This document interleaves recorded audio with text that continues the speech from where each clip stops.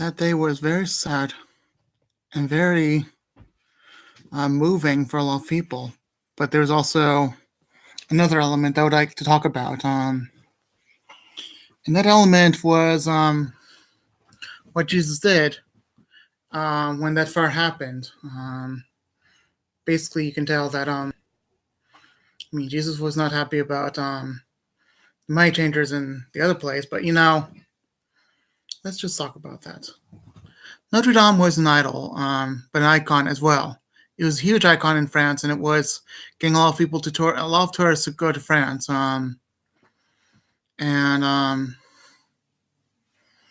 there's a lot of tourism because of this Notre Dame place. It was good that people were seeing a church as an icon, but it was also being an idol. So, let's just go to the symbolism. The spire, the spire on top of the cross, the center of the cross, the heart of the cross. Not the head, but the heart.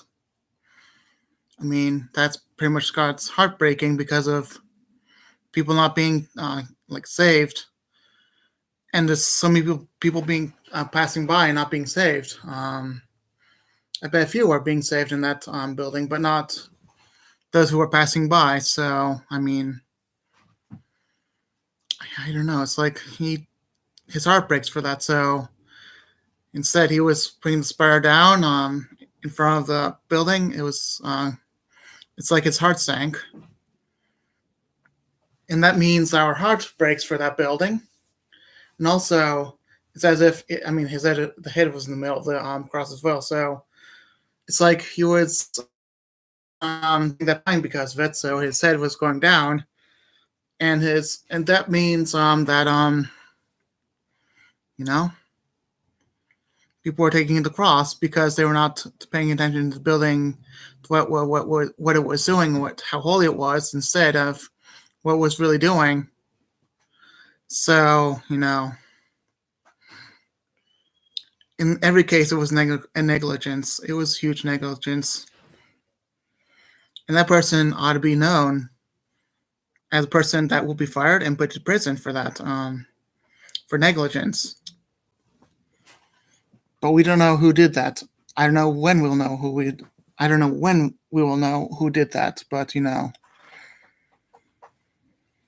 But God put symbolism out of a really big mistake. It's a spire that went down to the body. That's his heart or his head going down to the body of people. You see, at the end of the world, everyone will hear about God. Even people in China, all over the world, even the tribes that are in Africa and in Brazil. Everyone will know about God. It's just if they choose him or not. That's what really matters. And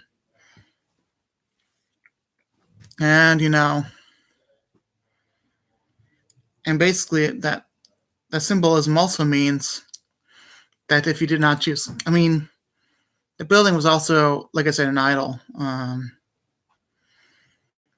And that spire going down like that, it's like how much of an idol do you think it is to you? People can be idols, money can be idols, jobs can be idols, even beds can be idols, computers can be idols, anything can be an idol. But that church building should not be an idol. And his heart sank to his body for that. And also, in more complex definition, it's just when the head goes to the body like that, it's as if people need to pay attention to God more than the building. It's nothing to do with Babylon. It's nothing to do with that. It has something to do with the world's probably going to end very soon, and you should pay more attention to God because you don't know when the world's going to end. And that's what Jesus is saying, and he knows that we're coming really close to the end. We are coming really close to the end. That part is obvious. But on another hand, the news recently portrayed that the front of the building, the front of the cross, that was very much spared in a miraculous way.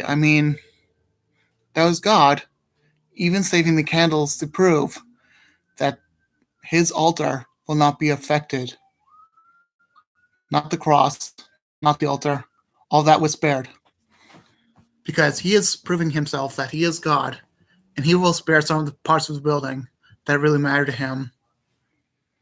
Even if it means sparing the candles to prove it, he's proving it to everyone that he will do the miraculous.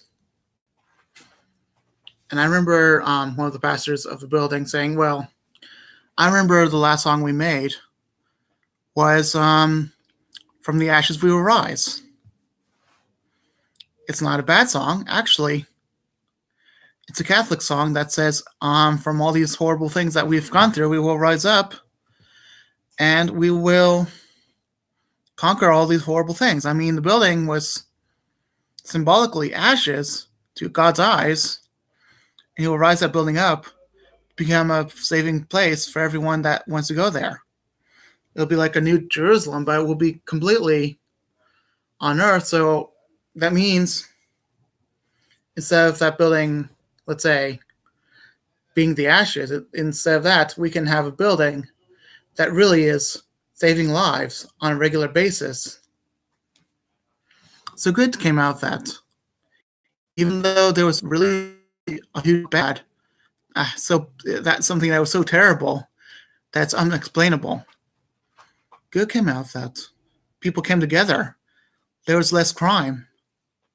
People loved each other. And they connected with each other. There was much more peace, quietness. It's as if people were, like I said, more connected. It's a beautiful thing when people connected with each other, and I think God did that, made people connected, even if something terrible happened. You see, instead of the workers literally protesting against Emmanuel Macron and saying, "Oh, he's the Antichrist," like I did before, but it's, negligence, not like ignorance. Even if people say, "Oh, he's the Antichrist," it's not really what God's focused on. He is focused more on, sorry about that. He is focused more on the fact that people are connected in a very beautiful way. You see, even if people say, well, that building was very old art, it was old art. But don't you see, some of the stuff survived? And there would be a lot of priceless things too. This building was very priceless. And there was, I would say, $800 million donated to that building. And that's not even a dent in the iceberg. Not even a chip in the iceberg. Instead, we're gonna have to donate. I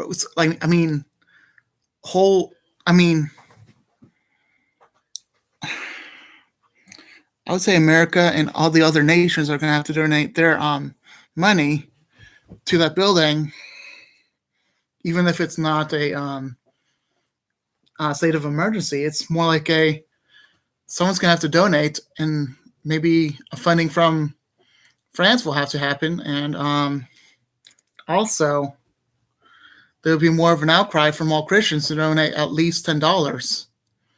If they don't have $10, then $1.